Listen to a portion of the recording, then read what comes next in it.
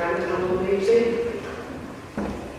Those who don't know me, I'm Councillor Williams from Wakefield, and I'm the Vice Chair of the panel, and in the absence of the chairs for this meeting, I will be taking the meeting.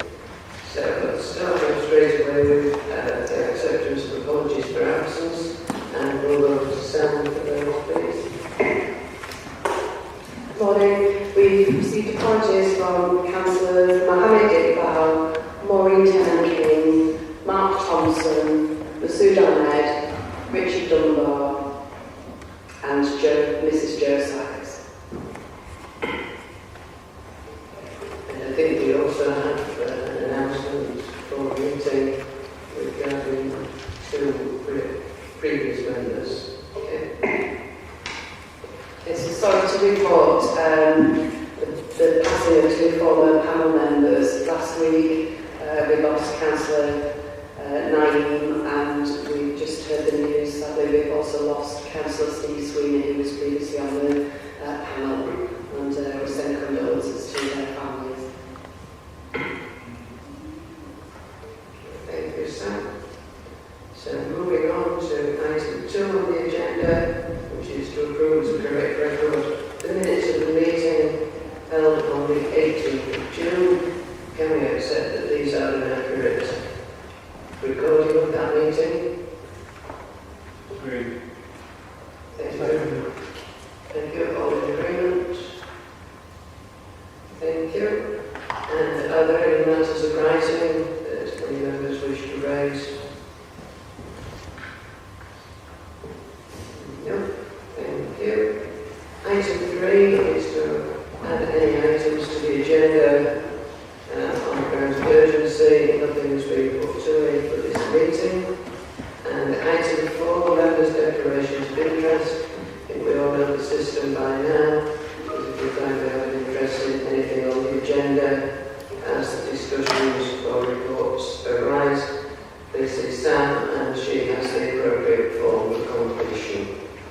So moving on now to item 5, which is the delivery quarterly paper, and I will hand over to Member Rabin to introduce this item. Thank you so much, Chair. And if I could just add my condolences to the sad news of the loss of two of our councillors. We know the work that councillors do and have done for our community, particularly during the pandemic. So I hope that they, all my office, pass on their condolences. Hope that's passed on to the families, and I thank them for all they've done. So thank you very much, everyone, for convening today. And it's my absolute pleasure to be here at my first Police and Crime Panel.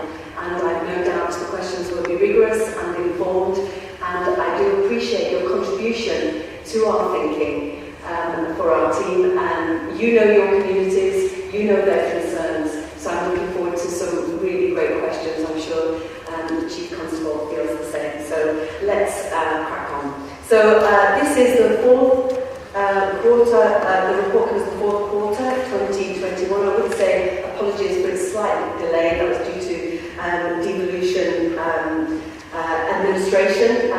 Usual meeting in June, but further iterations will be the normal meeting date. It covers the last period before devolution and reflects this, as you can see, with the previous branding. We've gone to the mayoral branding for the abuse and crime team, so there's just a slight change there. Also, this report is on the previous plan, so some of the themes will feed into the new plan, and these are also reflected in the meeting with the Chief Constable and some of the points that are highlighted here. Now, I assume, and I know you're all very diligent and you will have read through the report very keenly, so if you're happy, I'll just pick out a couple of things that really chime with my manifesto commitments around the police and crime area, and I think there's really lots to be very, very positive about. But of course, there's opportunities to go further and to serve our communities better, and I'm sure there's no complacency at all from the Chief and his team. One of the things that I was particularly pleased about was the reducing numbers of reoffending. This is so important, isn't it? to keep young people's lives out of the criminal justice system. And we can all make mistakes, but if we can continue getting the support to not re-offend, then it's good for all of our communities. So the most recent release from the Ministry of Justice up to March 2019 shows a reducing trend, and youth offending has fallen below the England and Wales average for the first time since March 2012. And data from the cohort study with West Yorkshire Police gives more information, so it's positive reductions. I'd also like to just draw your attention to your views data. I think I raised before with you my concern about our outreach and about our consultation and trying to really listen to what the communities are saying. I mean, you will hear very clearly what your communities are saying, but I think it's important that the police also hear. It was disappointing that the online survey seems to attract more negative comments than the previous postal survey. That may be because people are more frustrated due to COVID, but just to also remind the panel that I will be embarking on the Tell Tracy roadshow, where I'm hoping to really reach into communities that have not had conversations before, using the Smarts of My Inclusivity Champion, which hopefully you may also be able to feed into any suggestions you have for that post, to really build that trust that we we could do more to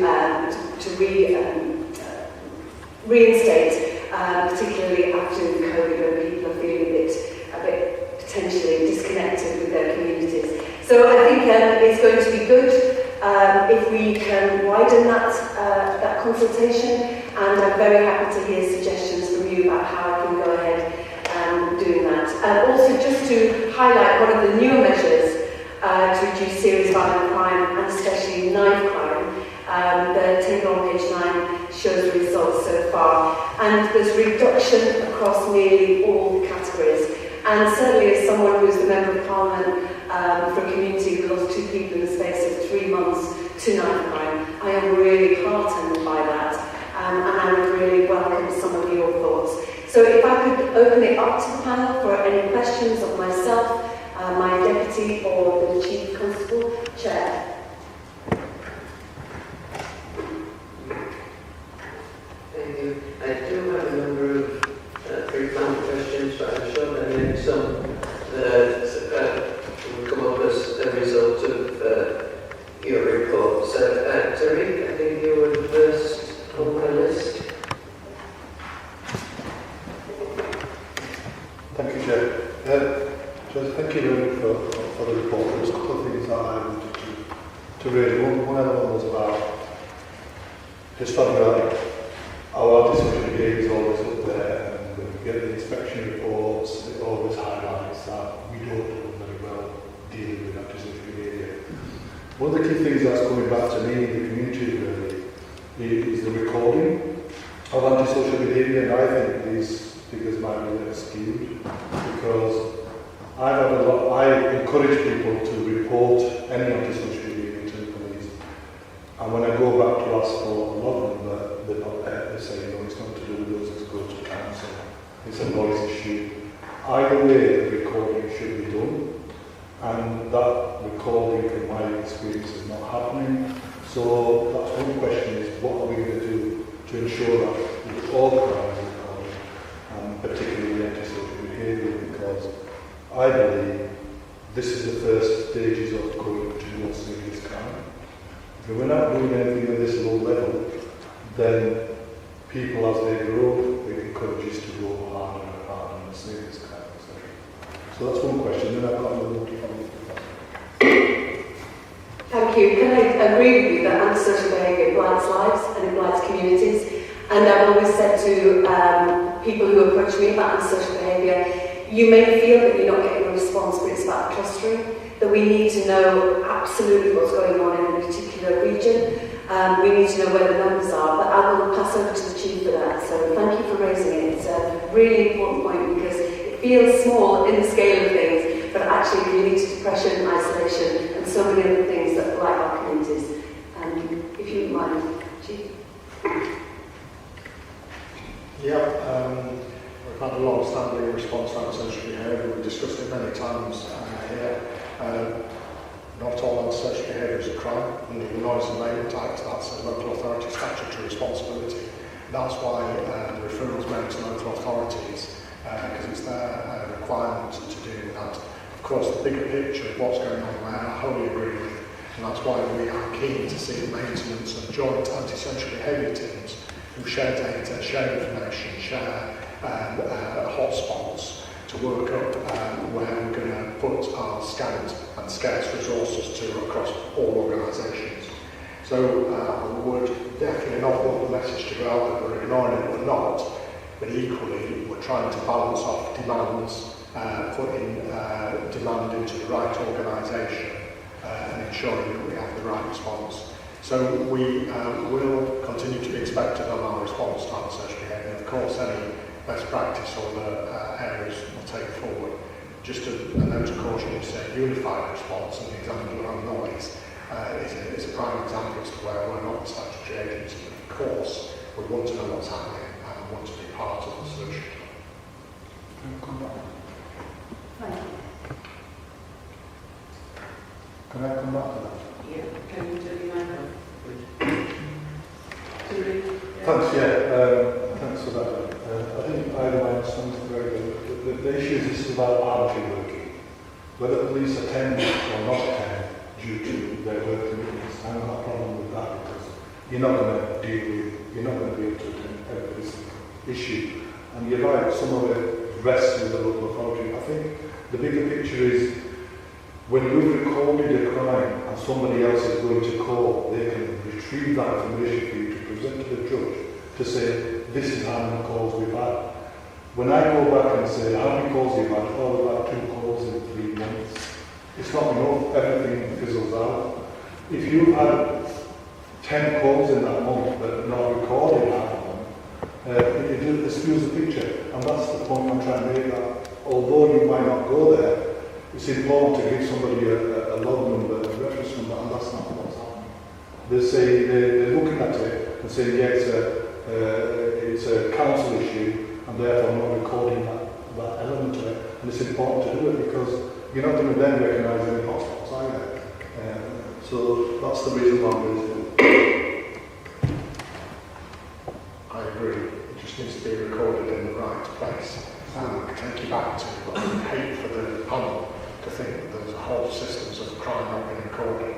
I'll say it many times, I'm sure Mr. McGrath will be pleased with me saying that we're one of only 4 forces in the country to have an outstanding rating for crime recording. I'm absolutely confident when crimes occur, we will record it. We have an audit process in place to ensure that. But I come back to, we are definitely on the same page, we agree. This assumption that the police are the repository for all information like that is not necessarily the case. We want the council information to put those 2 pieces together to get the thing. But yes, the vast majority of cases are recorded, documented, audited, and we're taking the right place. But I agree, genuinely, I totally agree with you, Councillor, it's a joint approach to stand out at the very beginning.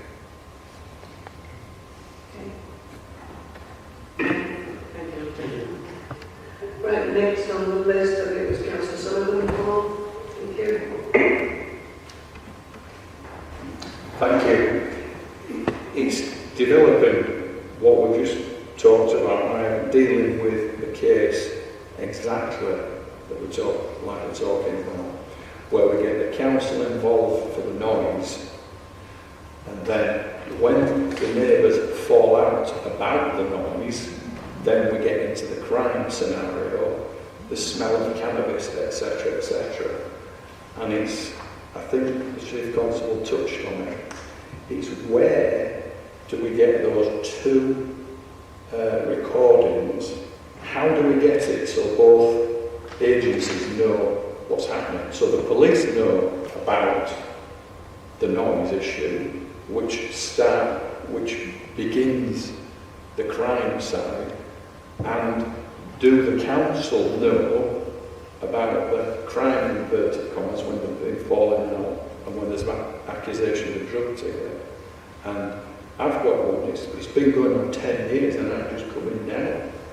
And there's no sign, there's no end in sight. I'm not asking you to comment on that specifics, but it's the no is all parties know what's happening.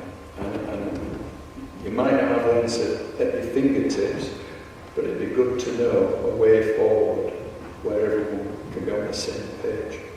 Thank you.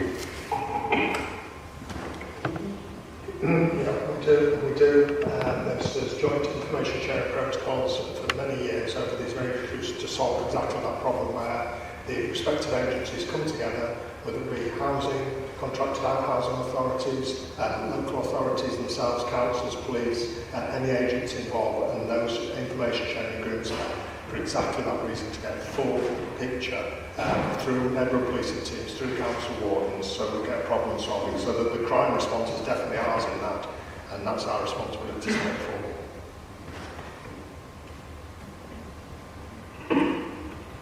Yeah, it's a good answer, but the emails I've received from different departments, although worded nicely, it didn't happen.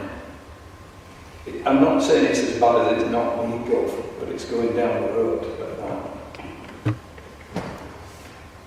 And therein lies the pressure upon public services around funding. So I'm not going to sit here and say every one of those cases is perfect. I think our response 10 years ago collectively was far better than it is in terms of numbers and resources. But as we've seen each agency taking out resources from these long-term problem solvers, therein lies the problem. So it is akin to the pressures on the A&E department, isn't it? It's akin to the waiting list of GP surgery.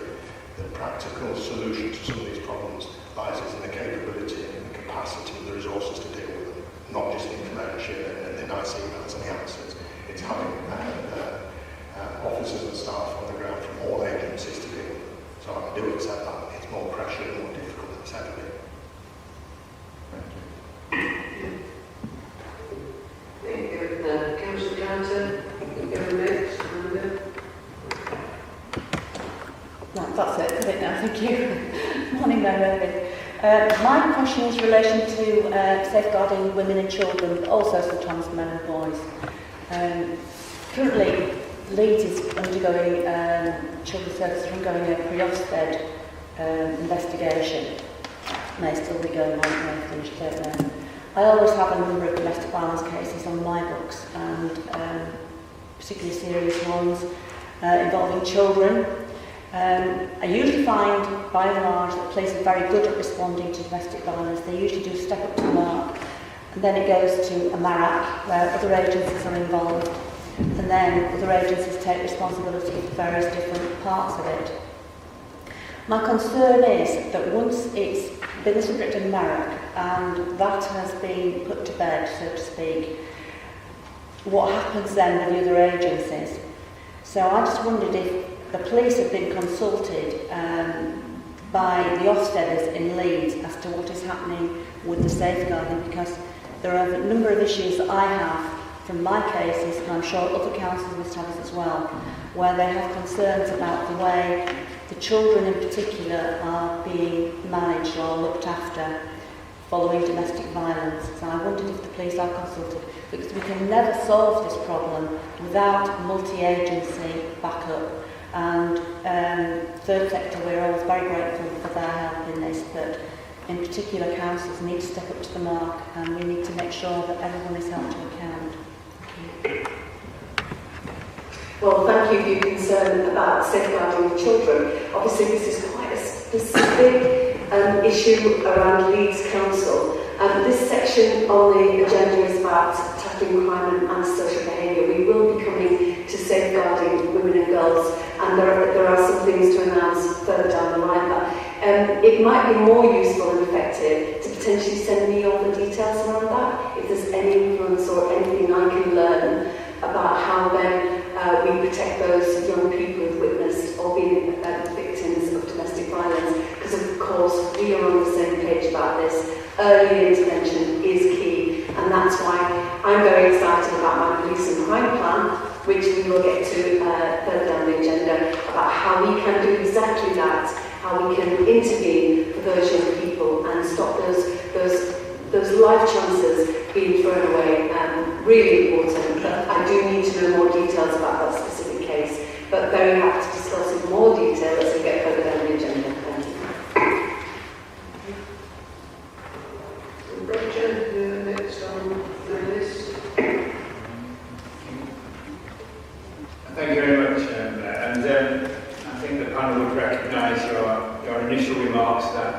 there's lots of good news statistics within the reporting at this time, but notwithstanding the fact that in these unprecedented times, the impact on crime and antisocial behaviour is a variable that we don't fully understand. I have 3 questions about the report, if I could.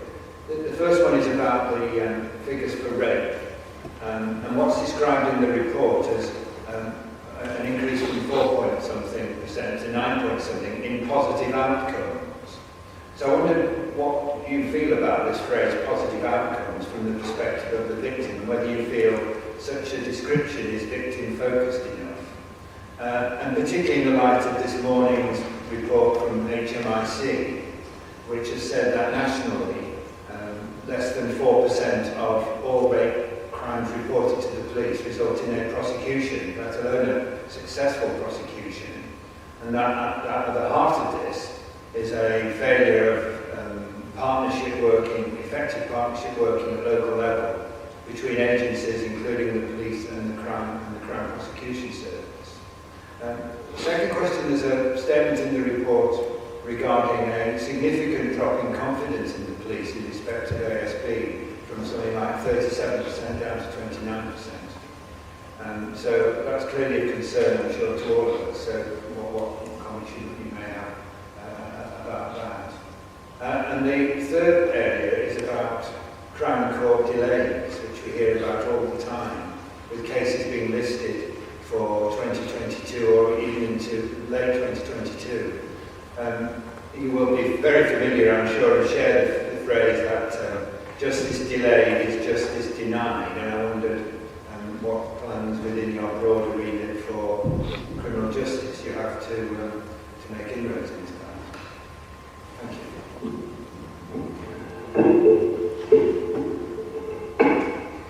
Thank you. Some, as typically, rigorous questions, so thank you very much for those. I think the positive outcomes for victims of rape is that their justice is served, so there is a prosecution of a perpetrator that then gets an outcome that actually goes the whole way. Obviously, nobody wants to see, for whatever reason, a prosecution fall over because of length of time of delay, whether the victim just needs to get on with their life and then withdraws, or whether it's lack of evidence or some other bottleneck. What we want is the cases that are put before the police go all the way through the CPS and through the Crown Prosecution Service, and there is a positive outcome in that the victim and the survivor can then get on with their life because they have had due process has been served and justice has been served. So I'll come to the Chief Constable on that in a moment to give us more detail. We are coming to that section later in the agenda where there is much more detail from the report, and there are areas of concern, there's no doubt about it, and given my manifesto commitment, it will be something that I will have a laser-like focus on. You're absolutely right. The lack of confidence in the police is something I'm hoping to rebuild, working with the brilliant West Yorkshire police that we have working on the ground, but also to build that confidence and that trust in our police service. When you're in crisis, who do you ring? You do ring the police, but we need to make sure that that confidence is there. And as we discussed last time we were here about the system, I am really hoping that now that we are opening up more to society, that we will be able to really get through some of this backlog. But we can't get away from the fact that this is a decade of cuts to our criminal justice system, and this is the fallout. So we'll be looking at it really carefully with partners about what can we do now to turbocharge that, given that the courts will be reopening. But let me hand over to the Chief Constable for more information about those figures on rape. So yes, there is continues to be definitely more done around the support of victims and witnesses and the prosecution, the criminal justice prosecutions around rape. And with one thing in the report that's come out this morning, because for the first time that Joint Inspectorate has talked about solutions rather than the blaming culture I welcome it because it is definitely a whole system approach, because much of the police's response is as a result of previous stated cases, Attorney General guidance, Director of Public Prosecution guidance, Crown Court case law, and therefore CPS requirements of us. So that is good. I accept the issue around positive outcomes. We used to call them detections, nationally they're referred to positive outcomes. In the rape cases, there is, in what is a stark and difficult national position, which we all want to see improve, I can assure you that we've been working on this for many years in West Yorkshire. It's not a matter of months, it's been many years. And the positive outcomes there are referring to charges. So criminal charges for rape offences in the year up to June 20 was 143. That's 4% of the recorded offences, and it's now 305, which is 9% of the recorded offences. So there's a significant improvement because of our focus on it. We charge, because if I get away from percentages, if you turn about offences, actually rape offences, we charge very close to what the Metropolitan Police charge. We're second only to the Metropolitan Police, and they're 4 times bigger than us. So our actual number of charges going forward into the criminal justice system is far higher than any other police force up and down the country in that sense. And the conviction rate, of course, is a matter for the criminal justice system and not us. But in the last couple of years, we've seen those charges turning from a conviction rate of around 60% up to 70-73%. So what I'm saying to you is there's thankfully last year less offences than the previous year. We know that we're recording things right because of crime data integrity and the criticisms that were made of other forces in 2014 about rape. We are coming from a comparatively low level across the service nationally, but we are charging twice as many people as we charged last year, and we're getting a higher conviction rate than we've ever had before in the core services. And I want it to keep going in that trajectory. I welcome the public debate and the national report about it, because things have got to change across that whole system. I can talk later about our holistic response to victims and witnesses, because ultimately that's the most important. But in terms of the statistics, I'm pleased to be able to say we're in a very good position, but I'm sad to say a part of the criminal justice system that still needs to get a lot better at this.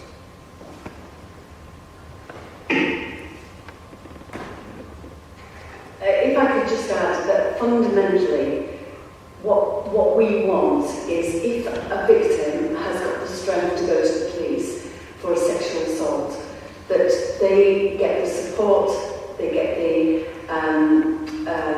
the sense that they are believed, heard, and they get justice. And that's absolutely what we are all working towards.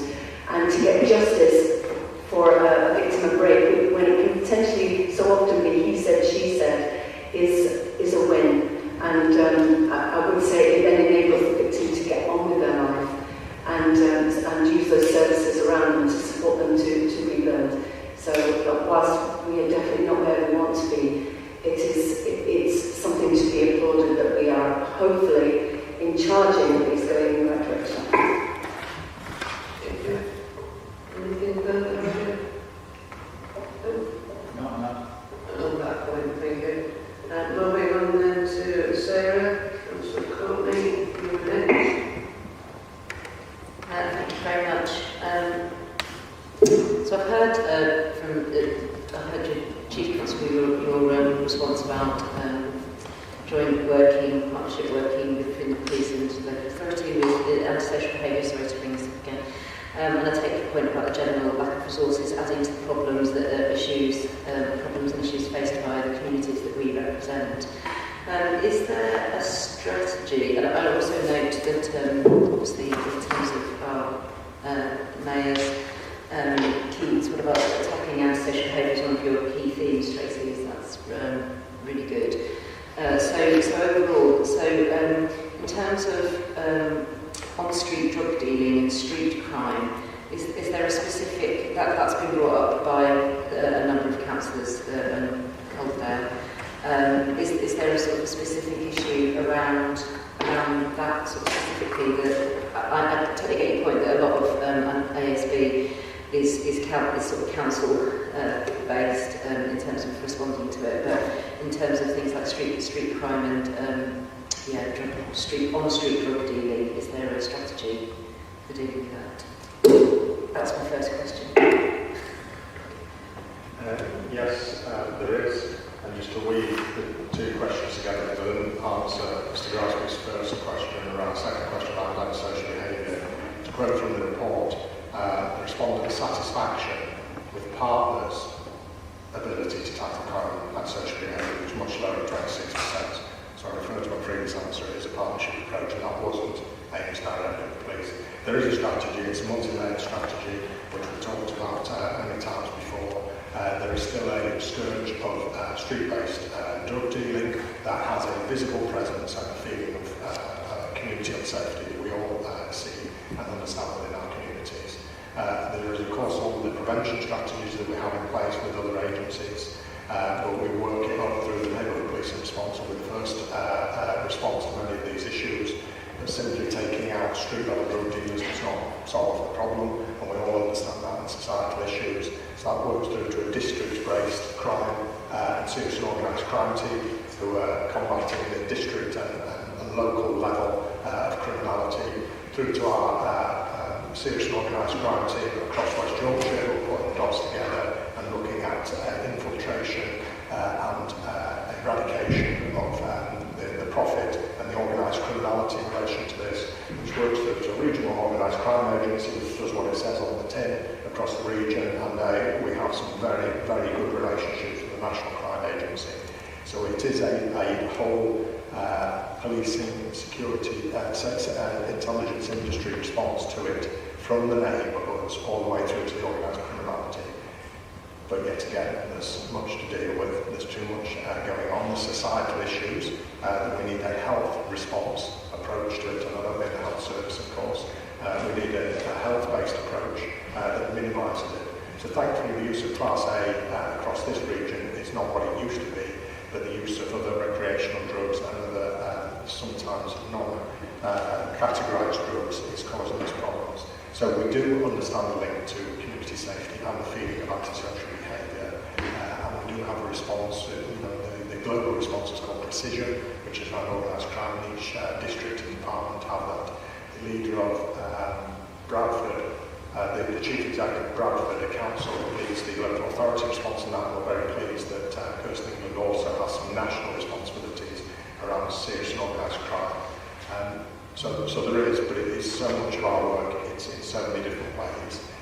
But the first footprint for local councillors and local representatives is neighbourhood policing teams who do have a part to play in that.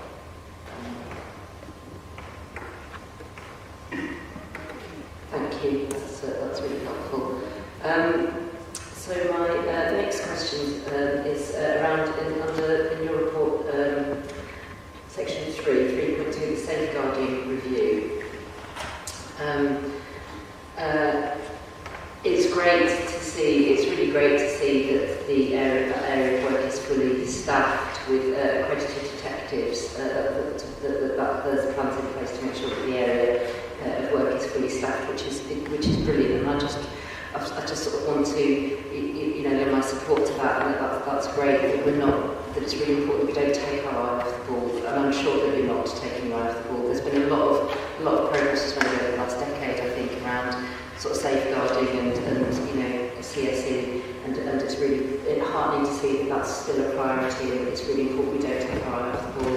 It's not something just because it was just sort of started to be tackled, in the last decade, so I really appreciate it. That's not really a question, that's more a comment really, but I just, that's still high on the agenda. In terms of 3.3 in that same report, we talk about hate crime and the fact that that's going to be included in future performance documents. I suppose my question about that is, are they going to be sort of split into different categories of hate crime, and also how is that data then used in terms of, so will it be split into categories and also regions, and also then how will that data be used how will it be used, I guess? Can I agree with you about hate crime, that it's incredibly important that we understand the landscape in the report, that the numbers that were out today are very disconcerting. It is something that I've raised with the Chief Constable. He has said that we're going to get those numbers, but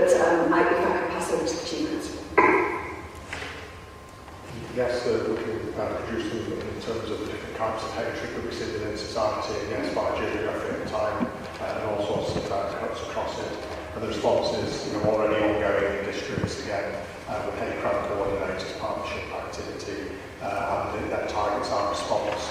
There's still an element of encouragement and confidence in reporting things. So whether that be transgender hate crime or certain parts of racism or faith-based hate crime, there's a whole place. So I may return in the future to say actually the figures going on is a response to increased confidence where we've been many decades ago around domestic abuse and other types of things.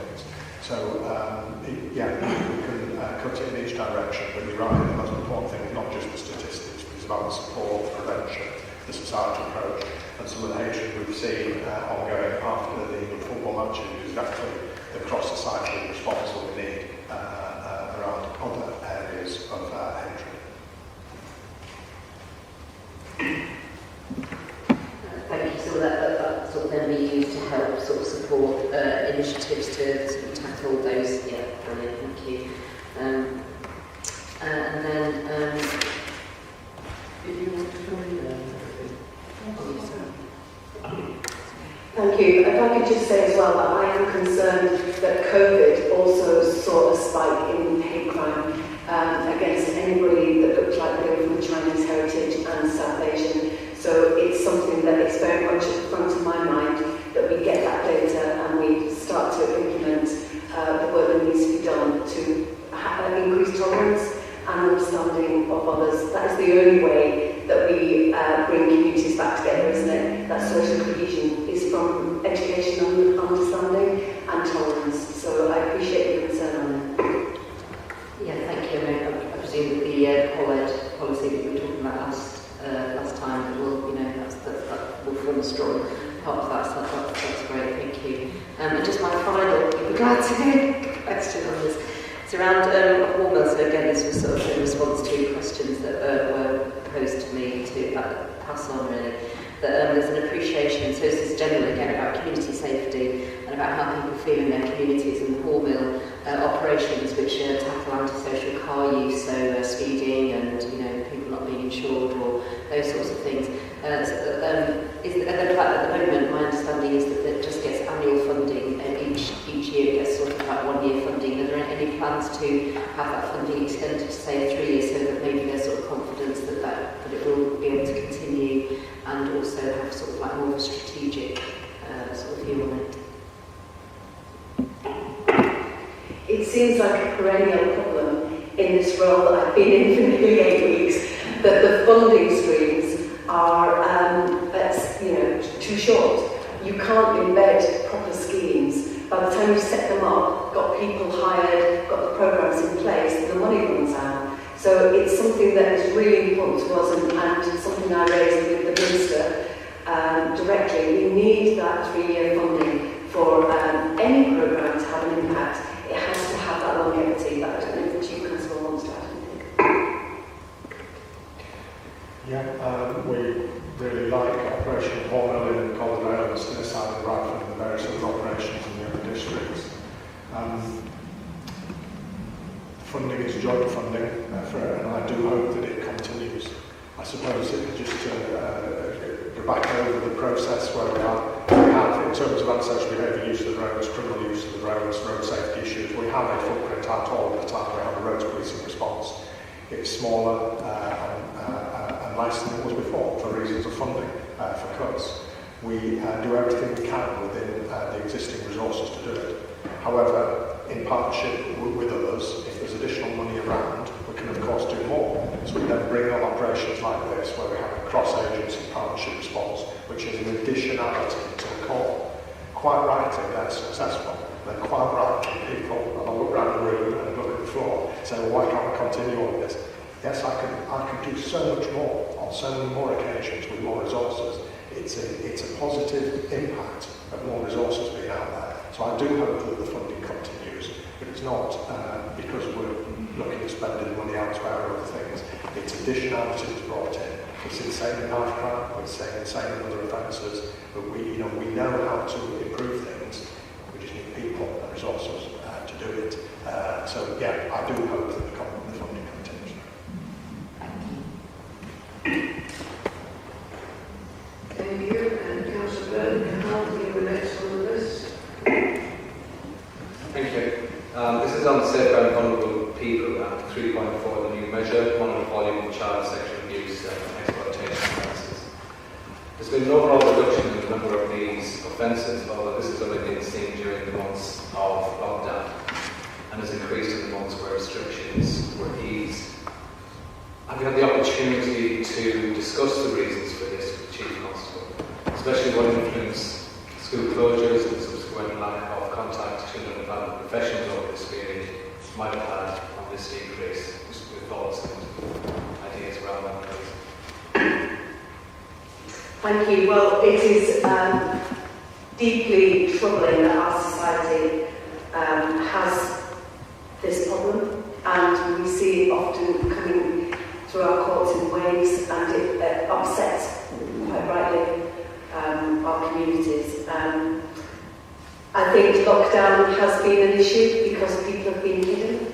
I've spoken to children's services in a number of councils about the work that they're doing to identify those children that aren't going to school and that are hidden, and there has been some really innovative work being done about turning up at the home, about dropping around books, about keeping an eye on particular families. It's really important, like you say, that during this crisis, when no one was going anywhere, that those most vulnerable children were protected and looked after. I think we go back to that phrase, positive outcome. That 5% plus increase is heading in the right direction, but we don't know what lives have been blighted, do we, during this pandemic, if they haven't been recorded. It's a big ongoing piece of work, but the Chief would be able to give you more information about the work that they were doing during the pandemic that could potentially give you a wider answer. Yeah, as you know, as you see in the report, we've discussed before child sexual exploitation and abuse covers all areas of physical abuse, whether that be from friends, family, interfamilial, sexual or physical, internet-based, cyber-enabled abuse, whether that be paedophilia, online grooming, exploitation, and wholly horrendous crimes ongoing, or indecent images of children via risking individuals wishing to look at indecent images. And a subset of the whole picture is, of course, child criminal sexual exploitation and child sexual exploitation, which again is attributed mostly to street-based grooming of individuals who are not previously known to the offender. It's pleasing to see, finally, that child sexual exploitation is on a downward trajectory. Much of that will be to do with COVID, and much of that will be to do with the reduction in missing from home. But I'm confident that some of it is also to do with having got through the spike of recording non-recent offences. We're now seeing a more positive way forward that through the prevention campaigns and the interagency approach, children are safer on the streets from that type of abuse. However, it is still ongoing and we're still combating it on a daily basis.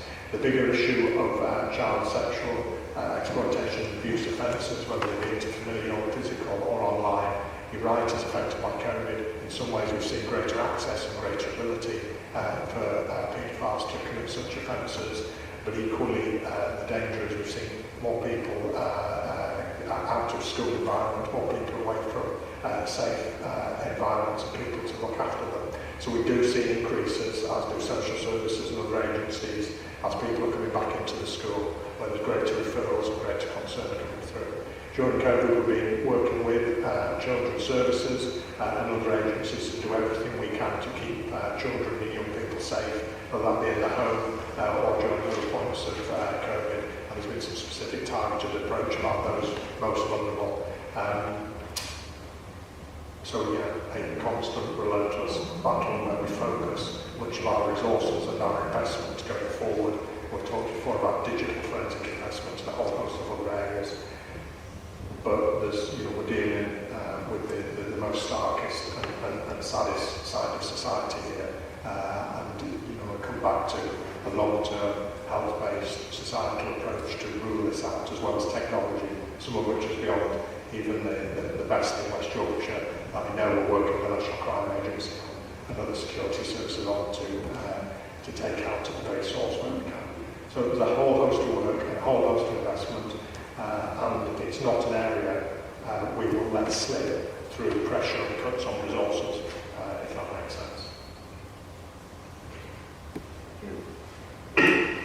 And if it's of interest, just to let you know that we've had a discussion and I challenged the Chief Constable about missing persons and numbers and processes, because of course it is such a bulk of police work, and potentially when people are repeat misfers, what we don't want is that they slip through the net because they're missing, because they're being groomed, or at danger of harm. So it's something I have raised with the Chief and will continue to do so.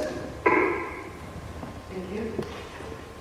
And Councillor Shaw, I believe you're next. Thanks, Chair. Morning. Can you tell us how members of the public signposted to your views online survey?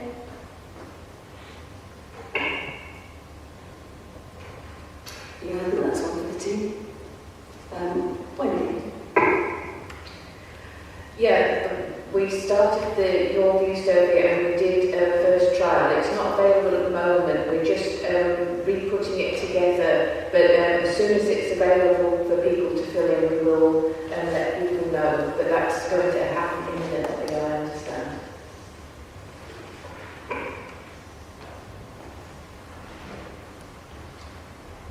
Okay.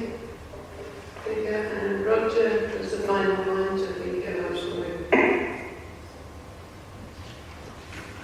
Thank you very much. Just an observation and maybe a suggestion, if I may. I wasn't entirely clear all the time who the authors of some of the papers were. I'm assuming where I is referred to in this covering paper, I is you. But I suppose in future, Alison might be doing some of this sort of work, and therefore I think it's important. I think we know who is being referred to by the pronoun I. And in paper 7, for example, which I think has been written by an officer from the force, rather than somebody from your office, but again, I'm sure you'll put me right if I've got that wrong. I just wondered, more of a general question at the end of this process. I imagine this has been your first DQ discussions with the Chief Constable, whether or not you have any thoughts developing about how you propose to hold the Chief Constable to account in the discharge of his responsibilities, whether you think the current arrangements are satisfactory or what tweaks you might be considering.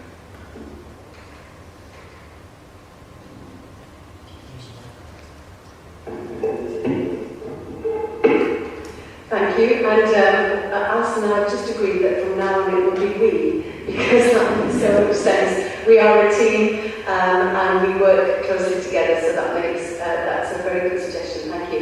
What I was into the role, what I decided to do was to do a round of the systems in place that the previous Police and Crime Commissioner had set with the Chief Constable in his role, holding the Chief Constable to account. We're coming to the end of that round of processes, and we'll take a view on how we can make it more efficient. There are some overlaps. I think there's opportunities to slim down that engagement and make it more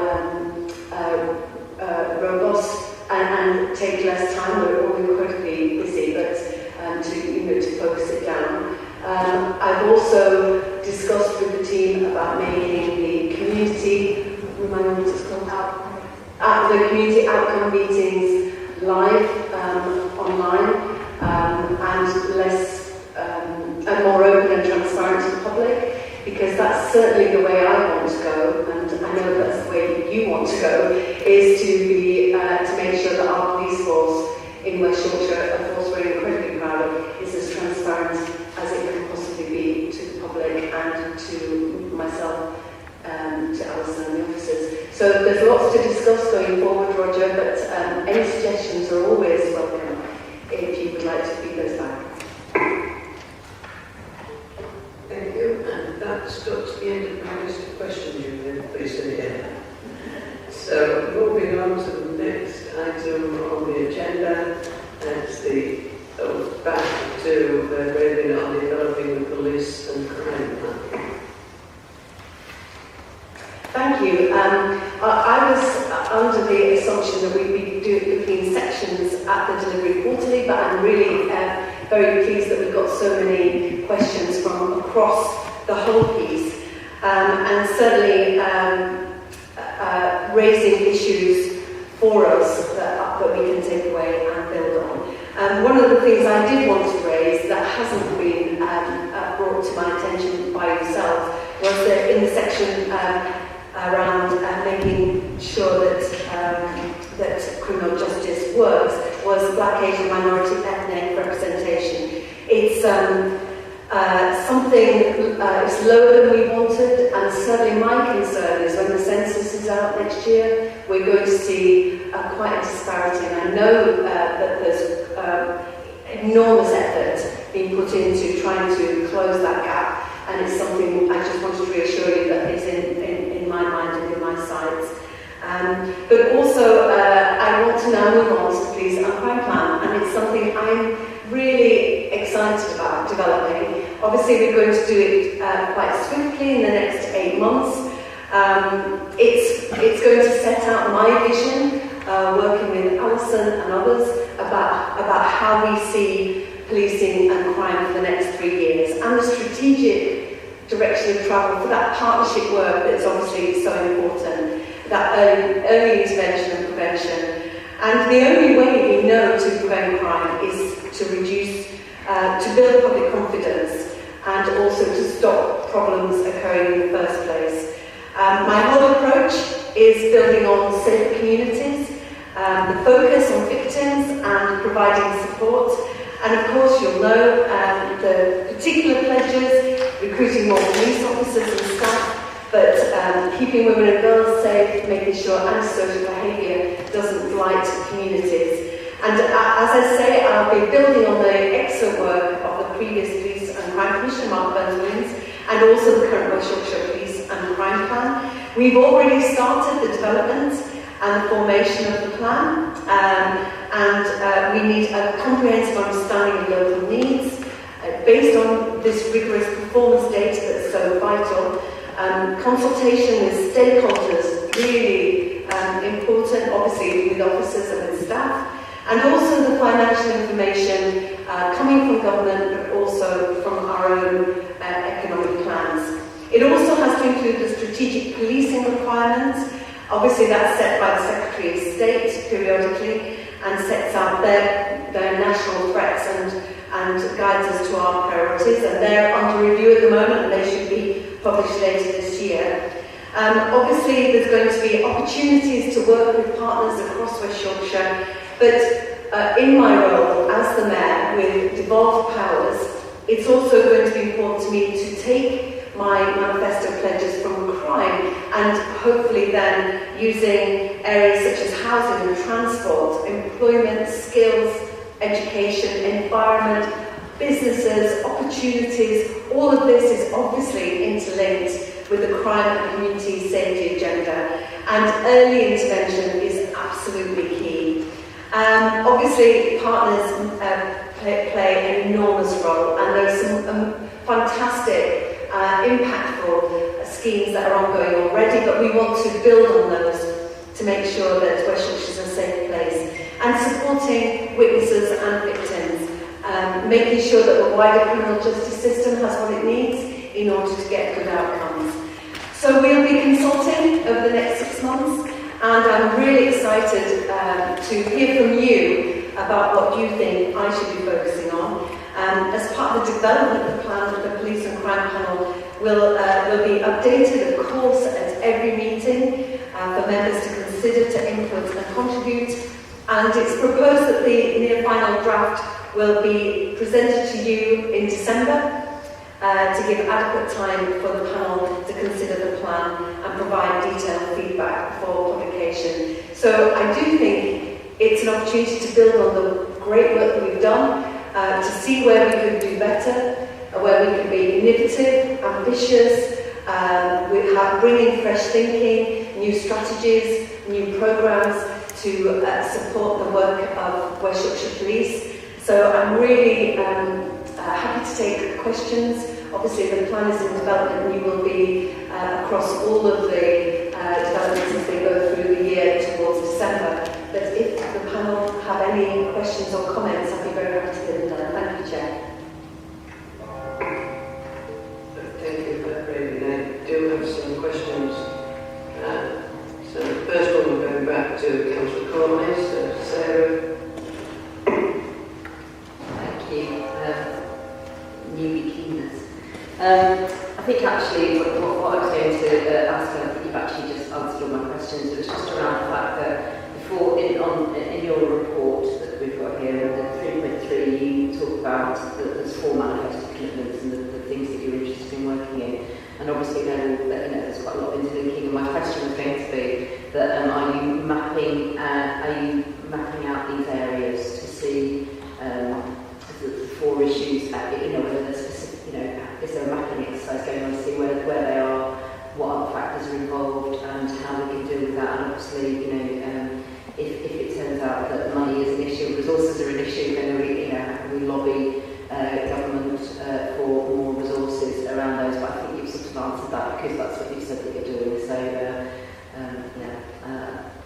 that was it really. Just the fact that those are really interlinking, and there's lots of intersection between how these things all sort of work with each other. And I just want I feel confident that you are doing that mapping exercise. It sounds like that's what you're doing. If you just confirm that, and then when you lobby for more resources, if that's what's needed. Well, can I say at this point, having some officers here, that the Office of Police and Crime out there doing that really detailed work, gathering the data. The data is really important, and that's something that I've raised with the Chief Constable, that having access to that data helps with our thinking. So it helps with our strategic planning about where the challenges are. But I don't know if Erica, you'd like to come in on that.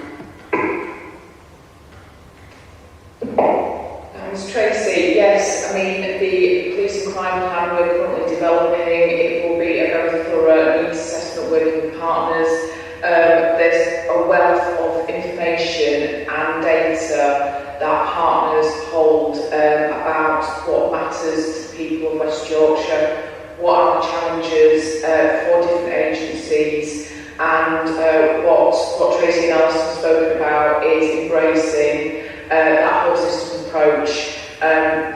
As the Chief Constable has said on numerous issues this morning, we can't solve these problems alone, and I think that is the real direction of travel from 2016 and the last police and crime plan. We now need to look at a whole systems approach, looking at public health, early intervention, prevention. It's also really, really important to hear the voice of our communities of West Yorkshire. We're developing a very in-depth consultation engagement plan with a focus on those hard to reach and hard to hear communities, and those who traditionally have less trust and confidence in the police, to really understand what drives public confidence, what the issues are, and how we can work together across the partnership to resolve some of these issues and push direction of travel in a positive direction for good outcomes for everybody who lives, visits and works in West Yorkshire. If I could just add as well, I think there's something hugely exciting about devolution, that there are some regions that don't have the mayor with police and crime responsibilities, but having the opportunity to make changes in housing and transport and safer streets and parks and opportunities for young people, jobs and training to get them off the streets, and particularly potentially vulnerable to crime.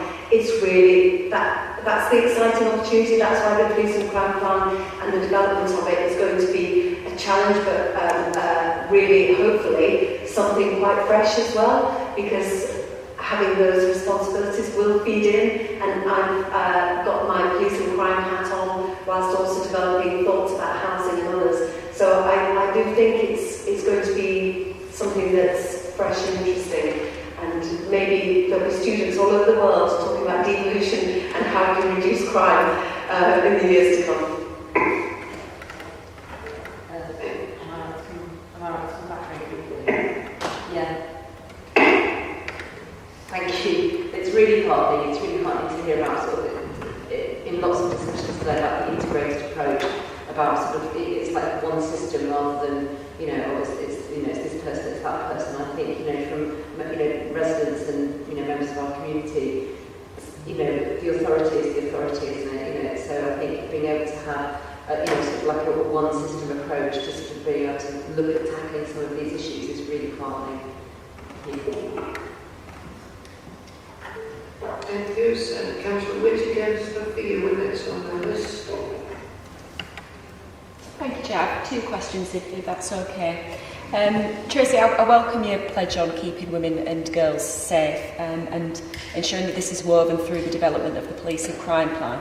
But I would like to ask how you will ensure that boys and men will also be, well, as we know, they're disproportionately victim to more serious and violent crimes. So how will you ensure that they're equally supported and kept safe through your police and crime plan?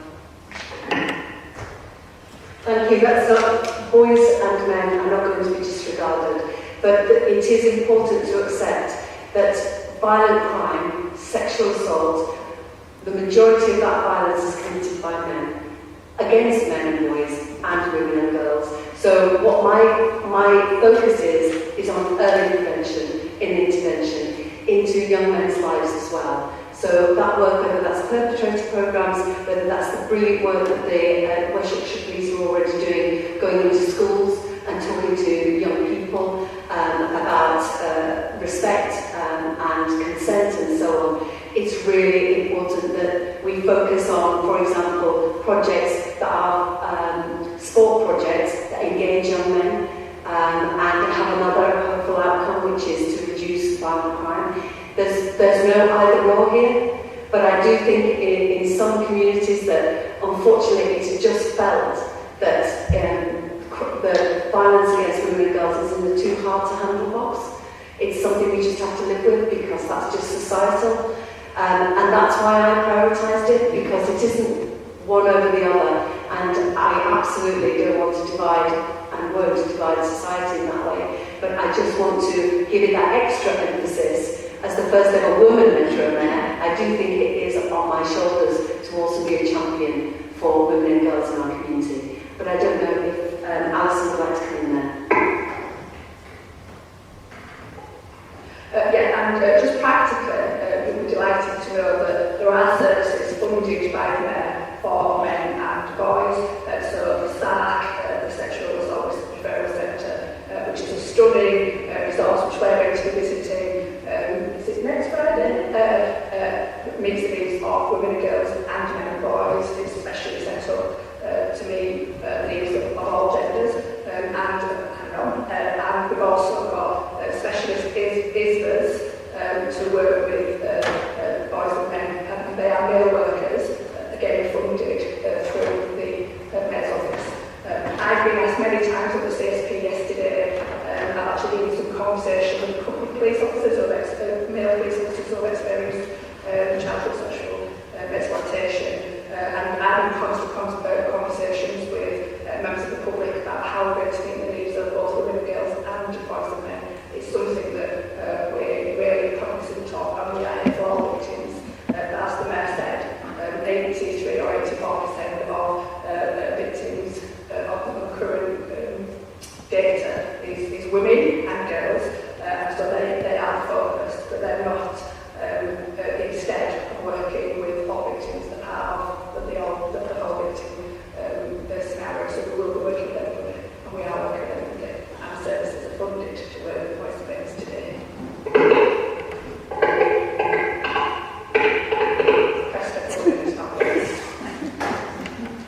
Thank you, Alison and Tracy. Yeah, I was referring to just general violent crime, not particularly or especially sexual assault related crimes, but knife crime, GBH, etc. I was more referring to male victims rather than male perpetrators, but I understand it's integral to the whole thing.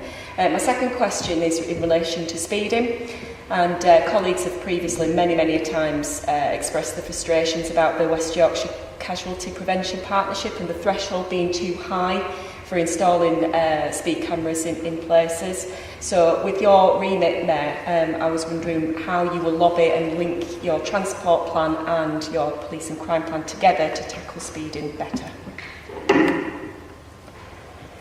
Can I say that's a brilliant suggestion and something that we will go away and work on. I know that there are schemes in place to try and reduce speeding around schools and around hotspots. I do think it's very difficult for communities when they have to wait for an unfortunate fatality in order to get the schemes in place that they want and need. And a lot of this work is driven by communities who are at the end of their tether.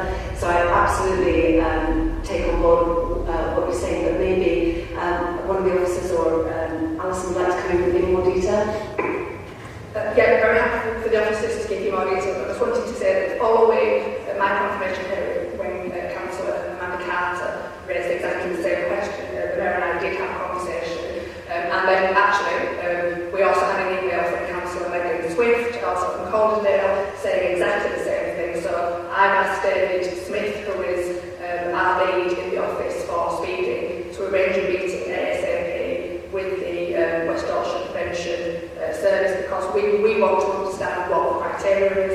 We want to have a really good conversation about what the priorities for our communities are, bearing in mind the comments from yourselves and from Councillor Swift. We know that this is an important area for our communities. I was a councillor for 29 years. Standing Road is a disaster. We couldn't get any cameras there either. I tried for 20 years. So let's get some leadership around this. Questions will be asked.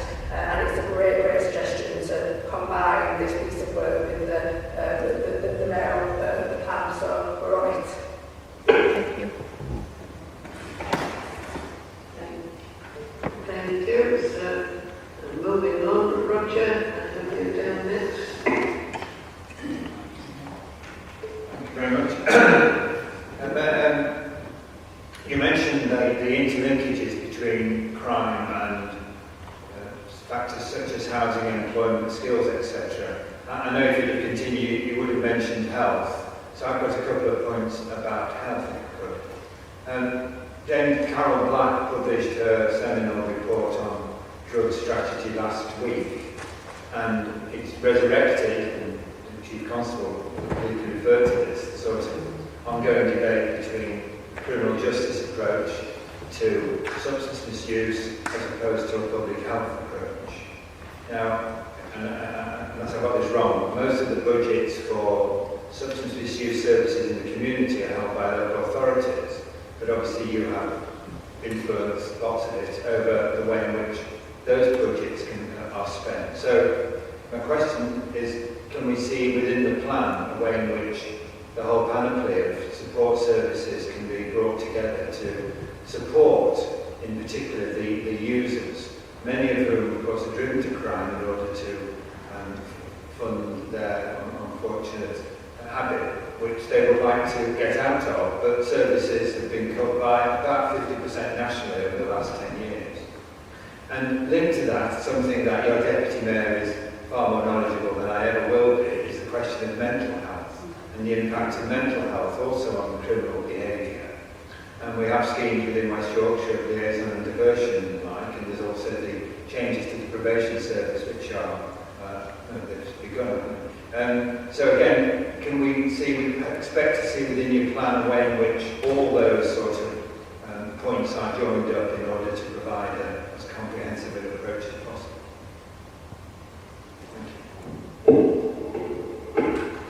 Thank you, Roger. It is frustrating that as Mayor I don't have powers over health in the same way Andy Byrne does, but that doesn't mean to say that I'm not going to be in the room with my sleeves rolled up talking to people about how we can do what we can, how far can we go, what powers of persuasion, soft powers, bringing people together, how can we tackle the scourge of drugs in our community, and it destroys lives, we know that.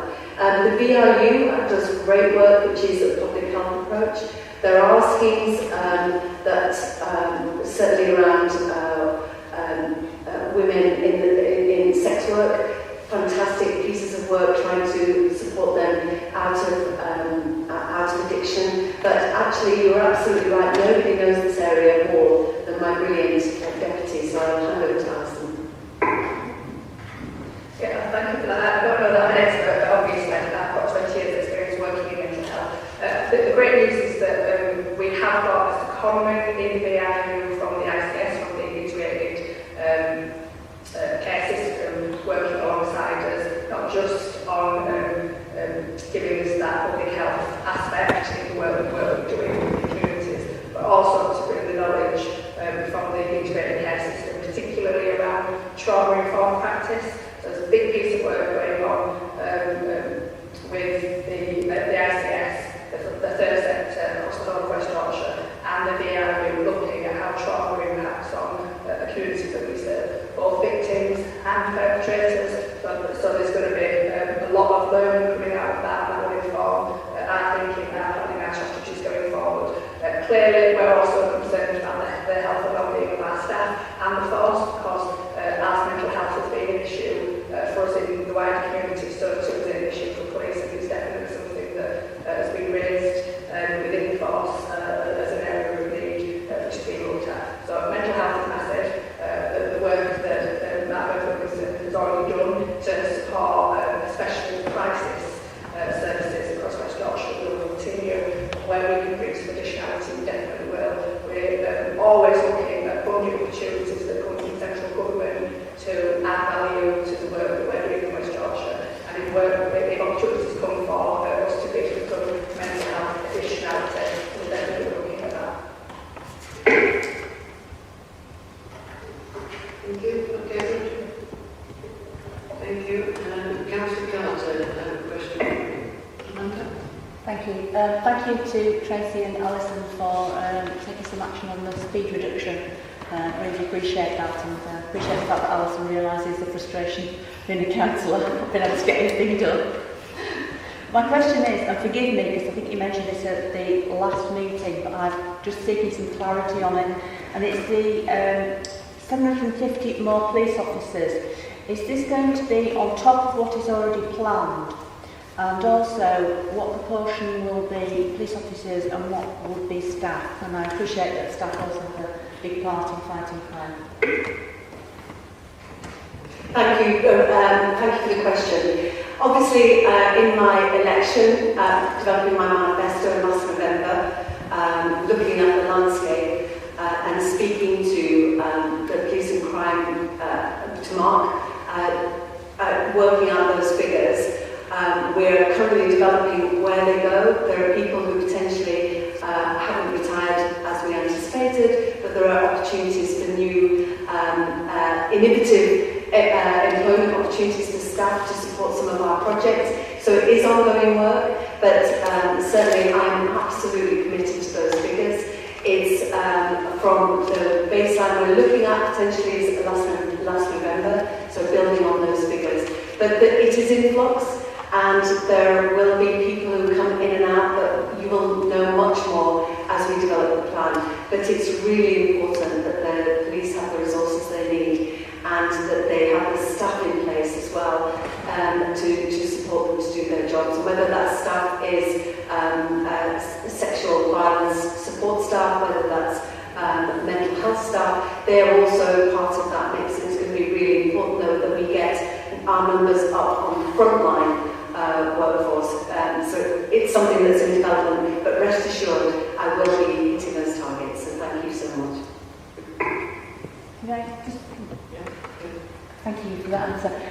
Just following on from that, talking about staff, are there any plans to have any officers who would be helping the police with their mental health? Because police officers see some of the worst things that human beings do to other human beings in life, and they just have to get on with the job. And then I know from my work at the police treatment centre, the difficulties that officers face mentally, and I wonder if you've got any plans for any support. There are support plans in place. There are packages of support within the police force. One of my concerns is the staff and what support are they getting, because sometimes they're getting phone calls and they're hearing really tough stuff that can stay with them or trigger trauma and so on. So it's absolutely something Alison and I are looking at with the Chief Constable, and I know that, you know, the well-being of the police force is a number one, because how do they do their job unless they, you know, they feel robust in their mental health. But I don't know if the Chief Constable wants to come in. Yeah, it's refreshing to hear such a consistent supporter from line officers and staff. I thank you all for it. It's my responsibility, the welfare and responsibility of mental health for our employees. There's a whole host of things in place, from occupational support, specialist services, peer support programmes, welfare packages, trauma-informed behaviour around dealing with trauma in the workplace, psychological assessments. But as with everything, there's pressure. It is universal. We don't discriminate or differentiate between police officers and staff. And as well as corps handlers who are listening to traumatic and difficult circumstances on a day-by-day basis, often young in age and young in service, we also have the vast majority of our indecent images approach sexual offences, and often police staff who are watching and looking at some of the most horrendous things in society can throw at them. So there's a whole host of work ongoing. We're working nationally with the Peace Work Around Day Police Covenant, because I do not feel that other services give the police the support that they need. So when police officers police officers and police staff enter GP surgeries into the health system, they just get put in line with everybody else. However, in other services they get preferential treatments. We're working on that nationally. You very kindly gave a shout out to the police treatment centres, which is a great organisation. It is an individual charity and it's not a mainstream service. So there is more to be done. There's challenges in terms of the money. We definitely don't differentiate between officers and staff, and it's nice to become that we are humans as well. So last year there was 443 hate crimes against police officers in the course of their duty, abusing them in relation to their sexual orientation, their gender, their race, their ethnicity, their background. It isn't part of the job. It shouldn't be part of the job, so we support them.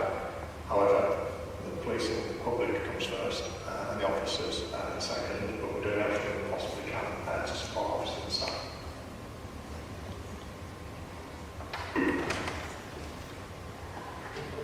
Thank you for that. I have no further questions or listed, so any final comment you wish to make there?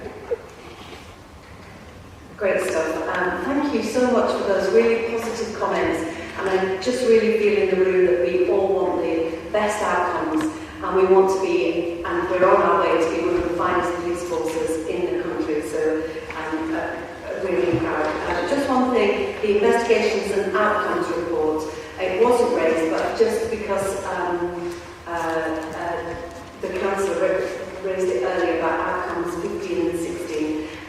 Certainly, I'm concerned that outcome 16 performance, which deteriorated over the last couple of years, I've raised this with the Chief Constable, but it does sound like it's something that you're very concerned about as well, about making sure that we have the recorded data to get to a point where we have good outcomes for those victims.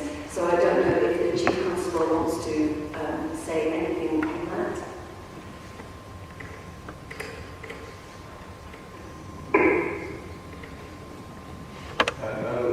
The report's there. We'll quietly answer questions as articulated in the report. There's been a whole host of work being ongoing around this. Because across all areas of policing, we're striving to improve all of the time. And this is one of them. Thank you, and it's something that we'll be keeping a weather eye on. I know that we all want the best outcomes when it comes to victims and their journeys. So just some of the positive stuff that I just wanted to share with you. The out-of-court scrutiny panel that was hosted by my office, the cautions and relationship abuse, the CARA service, and really impressive work. It's so far received 263 bookings, and these really do have an impact. And I know that what you were raising about prevention, and the results indicate that 82% of victims report positive improvements in perpetrator behaviour. I'm really pleased about that. The restorative justice programme is working really well, and certainly it was developed in response to the David Lammy report, and we always work closely with our shadow front-bench colleagues on their interesting suggestions and work that they're doing, and the hate crime awareness course that came out of that, and the Chance to Change rollout. So really important that we look positively to the future with our plan, and I really look forward to working quite closely with you all, and do feel free to email me directly if you've got suggestions and thoughts. I don't know if there's any time, Chair, for just an update of current issues, or... That is further down. Very well. That's the end of my comments, but thank you so much for the positive way you're approaching this panel, and I look forward to working with you more closely. Thank you. Next item on the agenda, item 7, is the investigations and outcomes report. It's back to you once again. Apologies, that's what I was rushing through just then. I thought we were coming to the end of the section, so I've basically spoken to the comments and the reports of section 7, so if there's any questions, very happy to take them. Thank you. I have no questions listed. Roger, if you want to come in, thank you. Yes, thank you. If colleagues could turn to area for improvement 3, which is to do with the length of time taken to examine digital equipment.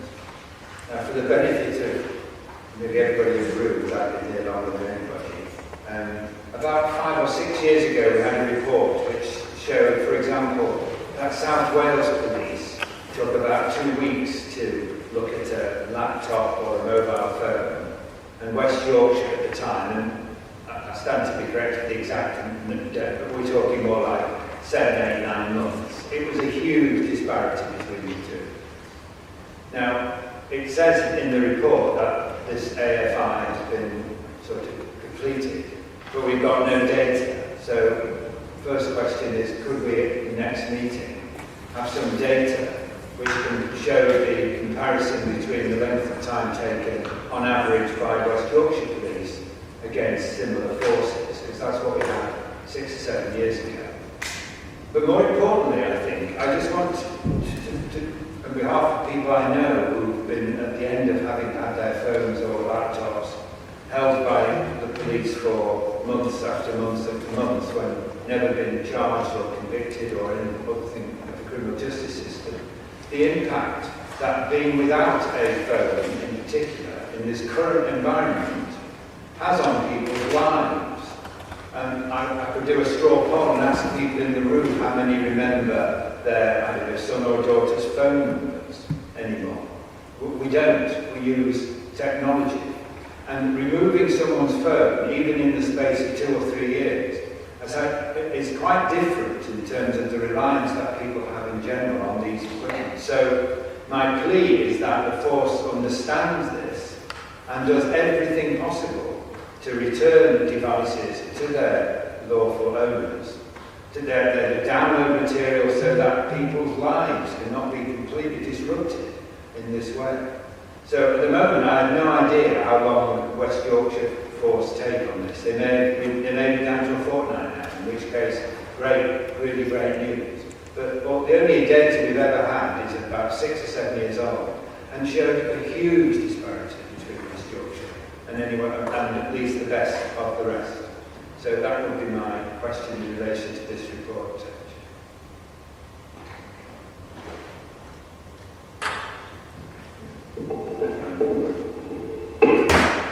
Thank you. I think there's been some progress, particularly around phones, because for some victims of sexual assault, the idea of being without your phone and it being looked through and so on, that people were really reluctant to do that. But I'd like to come over to the Chief Constable now. I'm pleased to report that it has got significantly better, but that's in the context of increasing demand. So since the last national reports around this, the use of data devices across the country for societal reasons has become huge and has exploded. But we've put £10 million of investment into new digital forensic examination capabilities. We've put some significant new pieces of work and equipment into place. And we're now in the position that in the next couple of years we'll have probably one of the largest digital forensic capabilities across the country, and it is going to be geographically spread across West Yorkshire, the hub and spoke model. On the principle that I've got to honestly held belief that in the same way that an officer used to walk into a CID office or a patrol office, they need to walk into a digital office and get downloads, get equipment, and get advice. I think, and I'll let the figures talk to themselves, I think we're down to approaching about a month for waiting times, but there are some cases in there that are still longer cases, and then to do with the nature of the equipment and the type of offence. And I can assure you that the investigations that are harming communities most are murder, homicide, and other offences we can get data downloaded immediately. But don't lose sight of the context of the huge amount of data we're talking about. And I referred to it earlier, and I referred to victim elements. It's in the requirements of the course of the CPS that we have to take all of the data off of individuals' phones as a victim. It's not a police idea, it's through previous safety cases. But we are working as to how best we can do that for victims and give them replacement devices and do it quickly. But yeah, it's a huge area of work. We're definitely going in the right direction because it's right for the investigations, but it's going to be huge investments going forward. And just to keep the panel entertained, of course, all of these are the people and the money that we could spend on neighbourhood policing and frontline policing and speeding. We're quite right that we need to be spending it on digital forensic capabilities that you don't see, because it needs to be done in a secure, accredited, laboratory approved environment. So, long answer, we can bring it back definitely. It's definitely going in the right direction. I'll be pleased to report the figures, but it's in the context, it's a huge, huge impact upon the criminal justice system.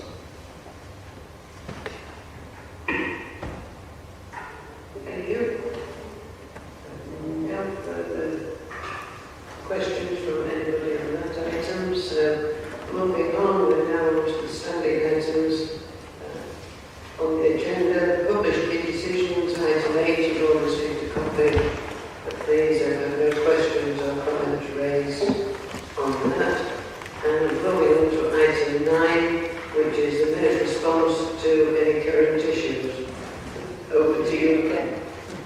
And thank you for your tolerance as well with my understanding of the processes. So thank you, Chair. So it was really pleasurable to be able to announce yesterday new funding to support victims and survivors of domestic abuse and sexual violence.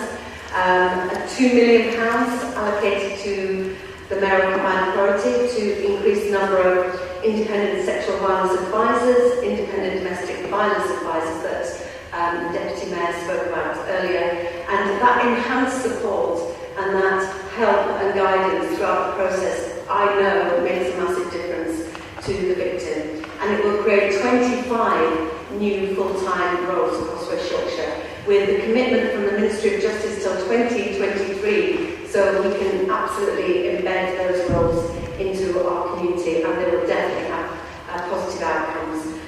They'll work to tailor specialist assistance to those who experience domestic abuse and violence. And in addition, West Yorkshire received over £350,000 of additional funding to help domestic abuse and sexual violence support services. And as you know, tackling domestic abuse and sexual violence sits well within my priorities as Mayor. So this is really, really welcome funding. We've also sought bids, as Alison spoke about. We will always identify opportunities to get more money into the police force. So we bid for the safety of women and girls in the public realm through the Safe Streets Fund, and they were welcoming bids of up to £550,000 each. We're really hopeful that we get that. That will make a big difference around parks and public places.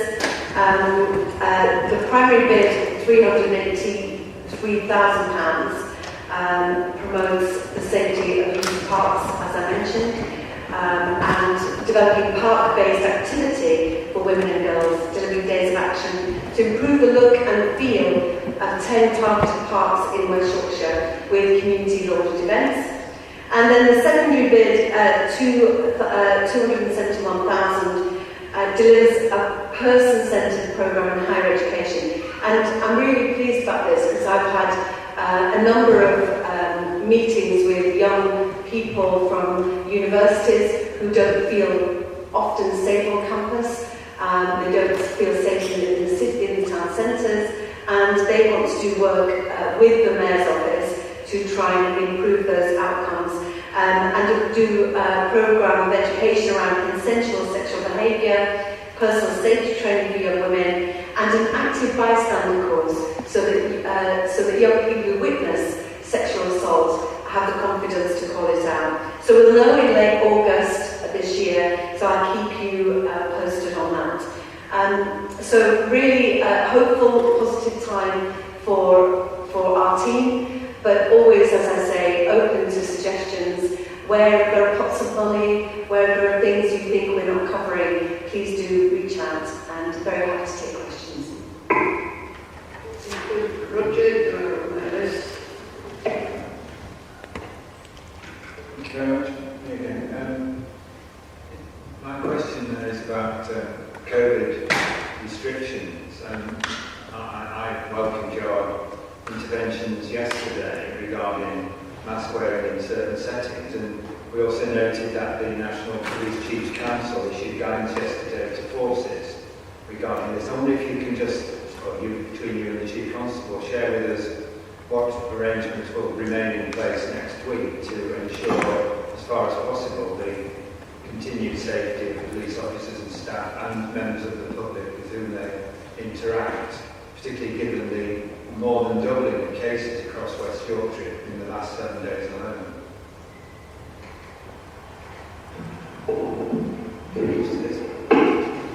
Roger, I share your concern, and certainly when 500,000 people are being pinged by the NHS app, and hospitality and businesses very, very worried about how they're going to function when people are self-isolating.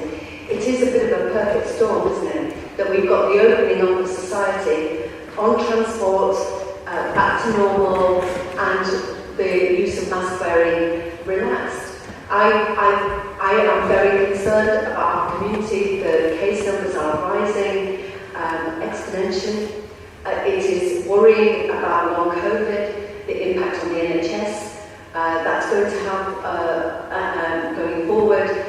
I have no powers to mandate for mask wearing, except in bus stations.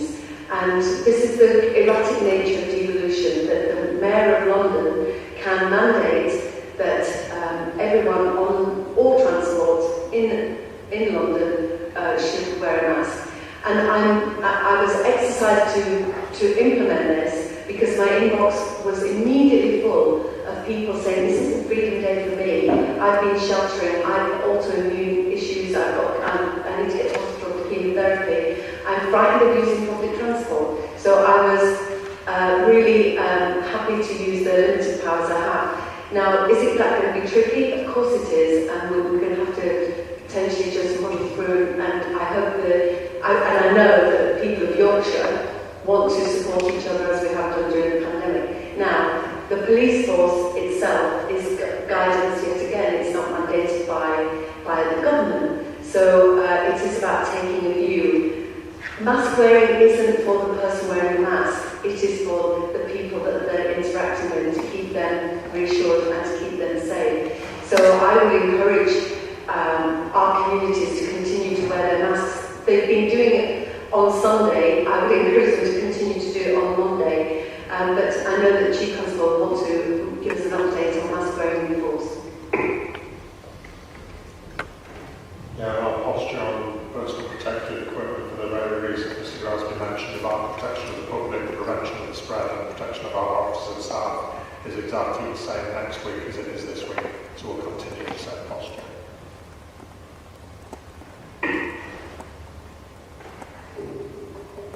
Yes,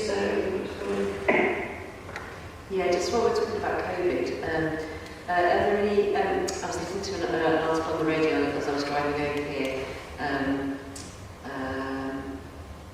about organ damage in people who've been hospitalised with COVID and just generally, and also some people from hospitality talking about the pinging and how many people are out of hospital. Are there sort of contingency plans for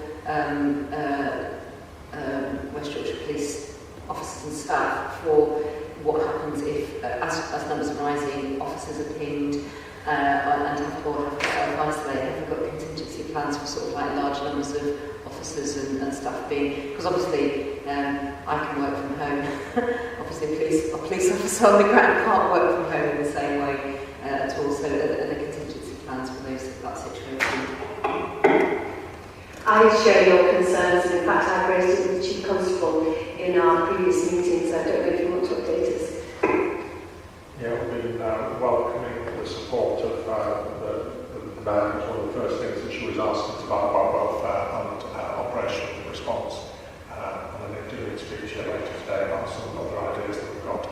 It's a very pertinent and astute question. At the beginning of the pandemic, we were most worried about the loss of operational resources as a result of the contracting COVID or having to isolate. Thankfully, through all that we did, you've seen and I've reported that we never approached any areas of service failure, and as demand was reduced, we could balance off our absences with less demand. You've seen in the media up and down the country the impact upon the private sector, the NHS and many others. We're now at 4.9% absence rate, and it's rising by the day.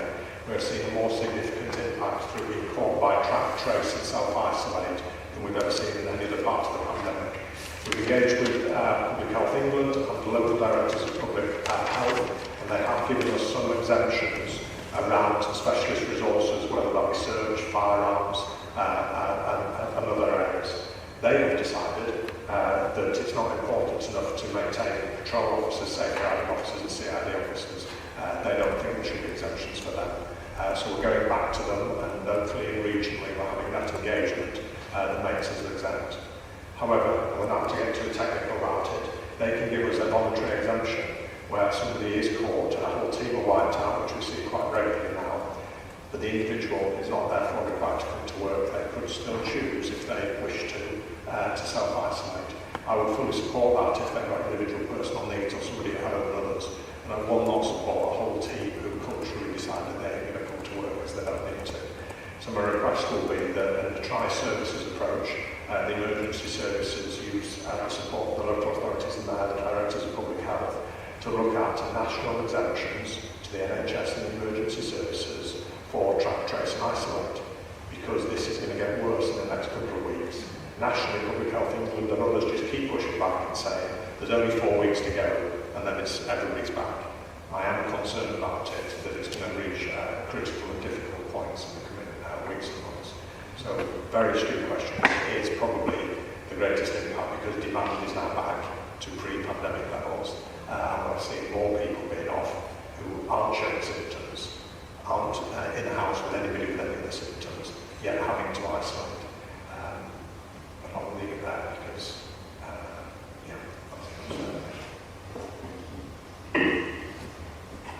Thank you. Any further questions or comments? No? Great, so thank you for your update. Moving on to item 10, which is the agreed actions log, of which everybody has received a copy of. In the report, we also have the forward agenda plan, which is item 11, which shows the planned agenda for the next meeting. I've had no questions or comments on that item either, so we have that report. Item 12, complaints received by the panel. We have no new complaints have been recorded. We have no outstanding complaints, so